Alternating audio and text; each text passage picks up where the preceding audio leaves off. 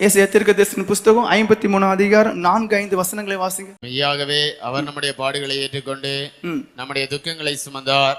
நாமோ அவர் தேவனால் அடிபட்டு வாதிக்கப்பட்டு சிறுமைப்பட்டவர் என்று எண்ணினோம். நம்முடைய மீறல்களின் நிமித்தம் அவர் காயப்பட்டு நம்முடைய அக்கிரமங்களின் நிமித்தம் அவர் நொறுக்கப்பட்டார். நமக்கு சமாதானத்தை உண்டு பண்ணும் ஆக்கினை அவர் மேல் வந்தது.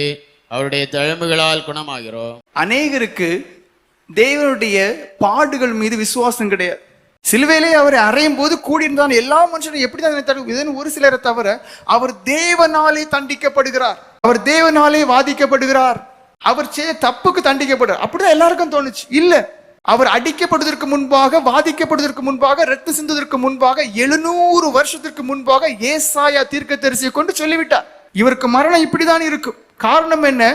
ரத்தம் சிந்துதல் இல்லாமல் பாவ மன்னிப்பு உண்டாகாது. ஒவ்வொரு வினைக்கும் எதிர்வினை உண்டு. ஒரு தப்பு பண்ணிருக்கலாம், அதனுடைய விளைவை தண்டனை அனுபவித்தான் ஆக வேண்டும். கண்கள் செய்கிற தவறா ரத்தம் சிந்தப்பட வேண்டியிருக்கு. அடிக்கப்பட்டார், கண்களை ஒப்பு கொடுத்தார். சிந்தனையிலே தீய எண்ணங்கள், பாவ எண்ணங்கள் நிற்கும் போது அதன் விளைவாக நீங்க செய்கிற தவறுகளுக்கு தண்டனை உண்டு. தேவன் அனுபவிக்கிறார், முள்முடி சுட்டப்பட்டு. கரங்களும் கால்களும் பாவம் செய்கிறது, பாவத்திற்கு விளைவுகள் உண்டு, பாவத்திற்கு தண்டனை உண்டு. ஒவ்வொரு பாவமும் மன்னிக்கப்பட வேண்டுமானால் ரத்தம் சிந்தப்பட வேண்டியிருக்கு. அந்த ரத்தம் எங்கிருந்து வெளிப்பட வேண்டியிருக்கு? பரிசுத்த சரீரத்திலிருந்து வெளிப்பட வேண்டியிருக்கு. யார் பரிசுத்தர்? உலகத்தில் உள்ள எல்லா மனுஷனும் பாவி. நம்முடைய அநாதி தீர்மானத்தின்படி தன்னுடைய குமாரனாய் இயேசு கிறிஸ்து உலகத்தை அனுப்பி ஒவ்வொரு பாவங்களுக்கும் தக்க விளைவை தன்னுடைய சரீரத்திலே போட்டுக் கொள்கிறார். அதனால்தான் அவரை பார்க்கும் போது எல்லாருமே தன்னுடைய முகத்தை திருப்பினார்கள். ஏனென்றால் அந்த அடிகளினுடைய அந்த அகோரம், அந்த காயங்கள் அகோரமாயிருந்தது, விளைவுகள் மோசமாயிருந்தது. ஒவ்வொரு உறுப்பும் கீறி கிழியப்பட்டது, ஒவ்வொரு உறுப்பிலிருந்து ரத்தம் வெளிவந்தது.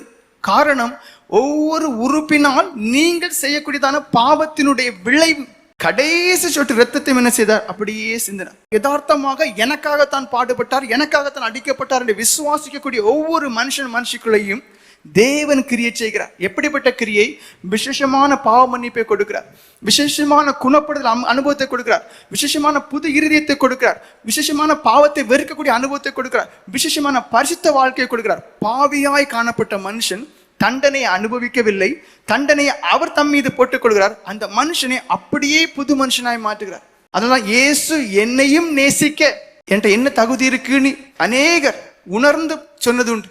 ஏன்? நான் செய்த பாவங்கள் ஏராளம், வெளியரங்கமான பாவங்களானாலும் சரி, அந்தரங்கமான பாவங்களானாலும் சரி, அவைகளுடைய தண்டனை எதையுமே நான் அனுபவிக்கவில்லை, ஒருவர் எனக்காக ஏற்றுக்கொண்டு. இங்க சாத்தா என்ன செய்கிறான்? ஒரு பெரிய ஒரு கனமான ஒரு கல்லை ஒவ்வொருடைய உள்ளத்துல ஆழமா போட்டுருவான். எப்படி போடுகிறான்?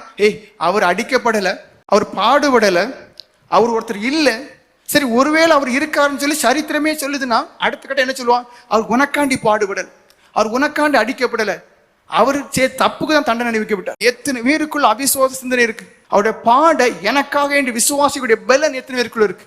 எனக்காக என்று சிந்திக்கக்கூடியதான அந்த சிந்தனை எத்தனை பேருக்கு இருக்கு? இல்ல, ஒரு சிலருக்கு இருக்கும். அதுவும் ஒரு சிலருக்கு உணர்வே இருக்காது. அவங்கள ஃபோர்ஸ் பண்ணி ஒரு எண்ணம் வரும், சொல்லுவாங்க வாய்ப்பாடு சொன்னபடி எனக்காக பாடுபட்டு எனக்கு பாடு, அந்த உணர்வே இருக்காது.